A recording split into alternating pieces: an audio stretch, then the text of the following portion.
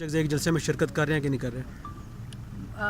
جب آخری خبر آنے تک تو بالکل یہ جلسہ ہے اور ہوگا، لیکن کانفرمیشن ابھی تک جو جماعت کی طرف سے ہے وہ نہیں آئی. میرے خیال میں اس کا ویٹ کیا جائے. تو 4 دسمبر ملتان کا جلسہ ہوگا نون لیگ کا. جو آگے جلسوں کی ڈیٹس دی ہوئی ہیں وہ اسی پلاننگ کے مطابق ہیں، لیکن جس طرح کانفرمیشن ہر جلسے کی آتی رہے گی وہ ظاہر ہے جماعت بھی بتاتی رہے گی اور کنفرم بھی کرتی رہے گی. یہ سب اپنا استثنا کب استعمال کر رہے ہیں میڈم؟ جو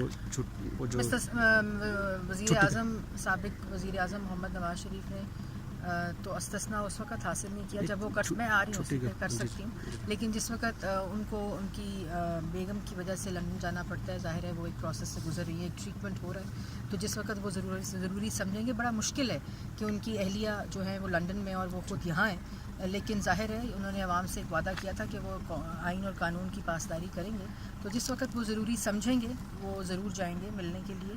اور اس سے بھی تاثر یہ ہمیشہ دیا جاتا ہے کہ وہ چلے گئے اور اب وہ آئیں گے نہیں، اگلی پٹی یہ ہوتی ہے. لیکن میرے خیال میں یہ بھی اب غیر مناسب ہے کہ ان کے جس طرح وہ پیش ہو رہے ہیں قانون کے آگے، آئین کے آگے، میرے خیال میں وہ صرف پاکستان کی عوام کی وجہ سے. اچھا میم